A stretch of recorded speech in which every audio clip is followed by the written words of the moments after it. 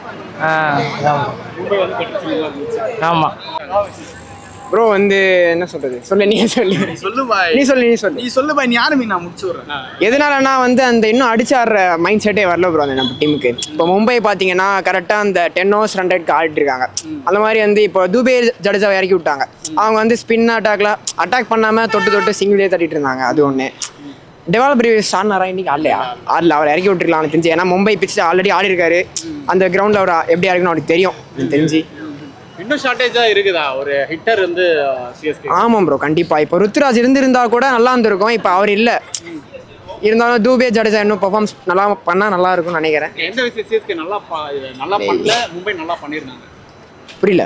எந்த விஷயம் சிஎஸ்கே வந்து நல்லா பண்ணல, மும்பை நல்லா பண்ணியிருந்தாங்க இன்னைக்கு மேட்ச் ஜெயிக்கிறதுக்கு? மேட்ச் ஜெயிக்கிறது கான்ஃபிடன்ஸ் தான் ப்ரோ சொல்லுவேன். நல்லா டாஸ் ஒன்று, அதெல்லாம் நல்லா அவங்க பயப்படல, நல்லா அடிக்கணும்னு சொல்லி அடிக்கிறாங்க. அது சிஎஸ்கே பண்ண மாட்டாங்க. சிஎஸ்கே பயப்படுறாங்க லைட்டா. ஓகே, இதுக்கப்புறம் வந்து போகிறதுக்கு வாய்ப்பு இருக்குதா? இல்லை ப்ரோ, சான்ஸே இல்லை போக முடியாது ப்ரோவா. வச்சு நம்ம டெஸ்ட் பண்ணலாம். லைக் அப்கமிங் மேட்சஸ் இருக்குல்ல, அதில் வந்து இந்த ஆயுஷ் மாத்திரை எல்லாரையும் இறக்கி விட்டு அவங்க ஆடுவாங்க. லைக் ருத்ராஜ் அப்படி தானே வந்தார். அதுக்கப்புறம் தான் நம்ம சான்ஸ் கொடுத்தோம். அதே மாதிரி அவங்களுக்கும் கொடுக்கலாம். வம்சி பேடி, இந்த ஆயுஷ் மாத்திரை, அப்புறம் யாரா ஒருவேளை வந்து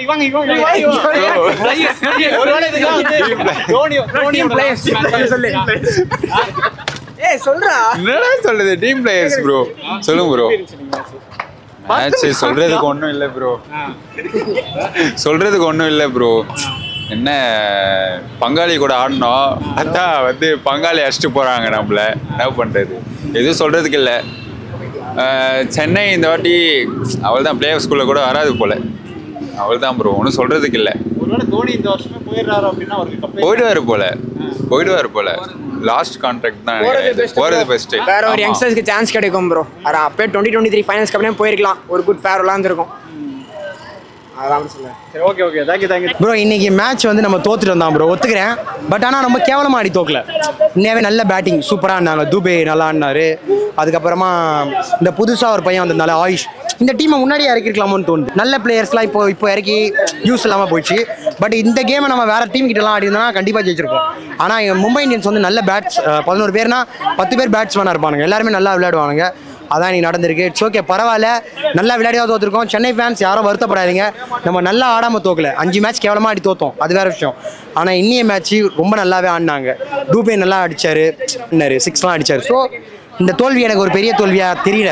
நல்லா ஆடி தோற்றுருக்கோம். இந்த சீசன்லாம் பரவாயில்ல, அடுத்த சீசன் பார்த்துக்கலாம், ஒன்றும் பிரச்சனை இல்லை. அதுக்குள்ளே யாரும் மனம் தளராதீங்க. 6 மேட்ச் இருக்கணும். இது ரொம்ப டஃப்பான விஷயம் தான். 6 மேட்ச் ஜெயிச்சு போகணுன்றதே ரொம்ப சாத்தியமே கிடையாது. பட் இருந்தாலும் ஆடுறது சென்னைன்றதுனால கொஞ்சம் ஓப்போட பார்க்கலாம். இந்த சீசன்லாம் பரவாயில்ல, அடுத்த சீசன் பார்த்துக்கலாம். இன்னும் கப்பே வாங்காதவங்களாம் இருக்காங்களா, அவங்களாம் வாங்கி போட்டோம் பாவம். அவங்களெல்லாம் விட்டு கொடுத்துடலாம், அவ்வளோதான், வேறு ஒன்றும் இல்லை. நம்ம சைடில் எல்லாம் சூப்பராக தான் பண்ணாங்க. பட்டு டாஸ் அவங்க ஜெயிச்சதுனால நம்ம மேட்ச் அங்கேயே போயிடுச்சு. ஏன்னா எப்போவுமே பார்த்தீங்கன்னா மும்பை பிச் வந்து சேஸ் பண்ணுறது நல்லாயிருக்கும். அதுவும் இல்லாமல் நம்ம ஸ்பின்னர் எதுவுமே வந்து இன்றைக்கி ஸ்பின் எடுக்கலை. அதனால் வந்து அவங்க கிரிக்கெட் நல்லா விளாண்டாங்க. சென்னை மும்பைலாம் கிடையாது. நம்ம எக்ஸாம்பிள் ஒன்று சொல்லவா, யாராவது அவுட் ஆஃப் ஃபார்மில் இருந்தீங்கன்னா சிஎஸ்கேவோட விளாண்டிங்கன்னா ஃபார்முக்கு வந்துடுறாங்க. அது நீங்கள் நோட் பண்ணியிருக்கீங்களா? சூரியகுமார் யாதவ் சரி, ரோஹித் சர்மா இத்தனை அவுட் ஆஃப் ஃபார்மில் இருந்தார், இன்னைக்கு ஃபார்முக்கு வந்தார். ஸோ இந்தியன் பிளேயர்ஸ் எல்லாம் நல்லா விளாட்றாங்க. ஸோ அதுக்கு சப்போர்ட் பண்ணுங்கள். Not CSK Mumbai, cricket will win always. Okay bro. Still வந்து சிஎஸ்கே உள்ளே போகும், இன்னும் ஹோப் இருக்குது அப்படின்னு சொல்லி? இல்லை ப்ரோ, சான்ஸ் இல்லை ப்ரோ. ஏன்னா இந்த வாட்டி அவங்க டீம் அந்த மாதிரி எடுக்கலை. அந்த மாதிரி டீம் எடுத்திருந்தால் நம்ம ஹோப் பண்ணலாம். But still enjoy. தோனி இருக்கிறாரு, 6 மேட்ச் இருக்குது, நல்லா என்ஜாய் பண்ணுங்கள். கிரிக்கெட் பாருங்கள். கிரிக்கெட் பார்த்தீங்கன்னா சூப்பர். நம்ம ஈகோ நம்ம அடிச்சிக்கிறதுக்கு அவங்க நல்லா காசு சம்பாதிச்சுட்டு போகிறாங்க. ஓகேவா? கிரிக்கெட் நல்லா பாருங்க. கிரிக்கெட் நல்லா இருக்கா? Okay, very good. 2 பேருமே பவர்ஃபுல்லான பிளேயர்ஸ் தான் சார். ஸோ நம்ம அதை எக்ஸ்பெக்ட் பண்ண முடியாது. இவங்க தான் ஜெயிப்பாங்க, அவங்க தான் ஜெயிப்பாங்கலாம் எக்ஸ்பெக்ட் பண்ண முடியாது. ஸோ அதனால் இந்த சீசனில் வந்து சிஎஸ்கே பெருசாகவே வந்து எப்படி மேபி அவங்க ப்ராக்டிஸ் இன்னும் பண்ணியிருக்கலாமோ அப்படின்றது. மற்றபடி பண்ணலாம் சார். அவங்க கொஞ்சம் ப்ராக்டிஸ் பண்ணியிருக்கலாம். வாய்ப்புகள் இருக்கு, பார்க்கலாம். அவங்க அடிச்சா உண்டு. அவங்களோட ஃபார்ம் வந்துட்டாங்க ப்ரோ. அவங்க ஜெயிக்கிறாங்களோ ஜெயிக்கலையோ, அவங்களோட முயற்சியை கொடுத்தா தோத்தாங்க. எச்சாவது வந்துருக்காங்க. அது வரைக்குமே அவங்க பக்காவாக வந்திருக்காங்க. எம்ஐ அவங்களோட ஃபார்ம் வந்திருக்காங்க, அவ்வளோதான். சிஎஸ்கே வாஸ் எம்ஐ டிஃபரன்ஸ் தான். சிஎஸ்கே அவங்க ஃபார்ம் வந்து இப்போ படி ஏறி இருக்காங்க. எம்ஐ ஃபார்முக்கு வந்தாச்சு. பங்காளியோட தோற்றதுனால பங்காளி வந்துட்டு பேச மாட்டாப்புல. எம்ஐ இது உங்கள் காலம் நீங்கள் ஆடிக்கலாம். ஆனால் இப்போ முன்னாடி பேச தற்கொலை பசங்க இருக்காங்க பார்த்தீங்களா, அவங்களுக்கு சிஎஸ்கே தோத்து தான் ஆகணும். தப்பாக நினச்சிக்காதீங்க. இப்போ இவ்வளோ பேசி கேட்டிங்கன்னா நான் வந்துட்டு ஒரு ஜென்ரல் ஆடியன்ஸ். ஆனால் எம்ஐ சப்போர்ட்டரோ இல்லை சிஎஸ்கே சப்போர்ட்டரோ கிடையாது. அவங்க ஆடினாங்க, அவங்க ஆடலை அப்படின்றத ஒரு ஜென்ரல் டியூவாக கொடுக்க தான் இங்கே வந்தேன். முன்னாடி பார்த்த வீடியோஸ்ல உங்களுக்கு தெரியும். சரியா? அதை தாண்டி இங்க பேசுற அத்தனை பேருமே சிஎஸ்கே ஹேட்டர்ஸ் தான். அவர் தான் முதல் ஆன்டி லவர். அவர் பிடிக்க வர